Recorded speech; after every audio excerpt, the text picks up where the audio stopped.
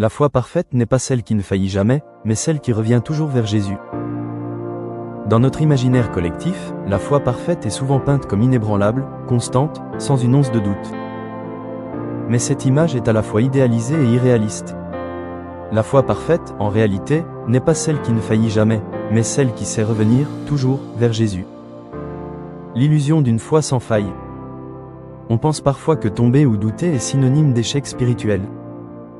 Comme si avoir des questions, des moments de fatigue ou de recul, était incompatible avec une vie chrétienne solide.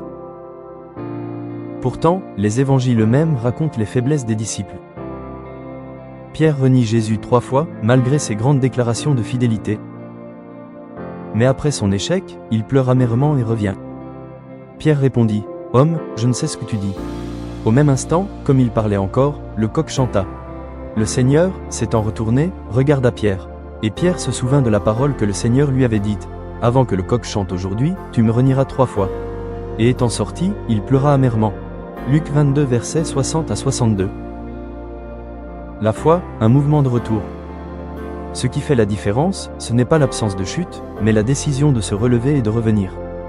La foi véritable n'est pas figée, elle est vivante. Elle vacille parfois, elle prend des coups, mais elle garde le cap. Elle sait vers qui se tourner quand tout flanche. Le roi David, un homme selon le cœur de Dieu, a gravement péché, il a commis adultère et meurtre. Mais il s'est repenti avec sincérité. Ô Dieu, aie pitié de moi dans ta bonté, selon ta grande miséricorde, efface mes transgressions. Psaume 51 verset 3. Jésus n'attend pas la perfection. Jésus ne nous appelle pas parce que nous sommes parfaits. Il nous appelle parce qu'il nous aime.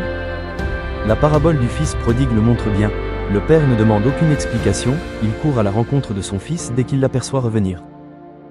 Le fils prodigue, qui après s'être éloigné et avoir gaspillé sa vie, revient simplement et trouve un père qui l'attendait déjà. Comme il était encore loin, son père le vit et fut ému de compassion. Il courut se jeter à son cou et le baisa. Luc 15 verset 20. Une foi humble, une foi forte. Revenir vers Jésus demande de l'humilité. Reconnaître ses fautes, ses manquements, ses moments d'égarement. Mais c'est cette humilité qui rend la foi solide, enracinée, réelle. Thomas, qui doutait de la résurrection, mais qui, confronté à la présence de Jésus, confesse avec force, « Mon Seigneur et mon Dieu ». Puis il dit à Thomas, « Avance ici ton doigt, et regarde mes mains. Avance aussi ta main, et mets-la dans mon côté. Et ne sois pas incrédule, mais crois. » Jean 20 verset 27. La foi parfaite n'est pas lisse ni sans faille. Elle trébuche parfois, mais elle ne reste pas à terre. Elle se relève, se tourne vers Jésus, et avance de nouveau.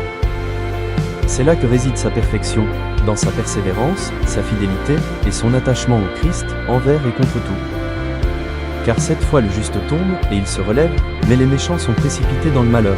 Proverbe 24 verset 16. Fais cette prière aujourd'hui. Seigneur, merci parce que tu ne me rejettes pas quand je tombe. Tu connais mes faiblesses, mes doutes, mes retours en arrière. Mais tu m'aimes encore, tu m'attends, tu m'appelles. Éternel, donne-moi une foi qui revient toujours vers toi, une foi vraie, humble, persévérante. Quand je m'éloigne, rappelle-moi ta grâce. Quand je chute, relève-moi par ta main. Et garde mon cœur tourné vers toi, chaque jour. Au nom puissant de Jésus, Amen. Si cette vidéo vous a béni, n'hésitez pas à la partager avec quelqu'un qui a besoin d'espoir et dans vos différents réseaux sociaux. Soyez abondamment bénis.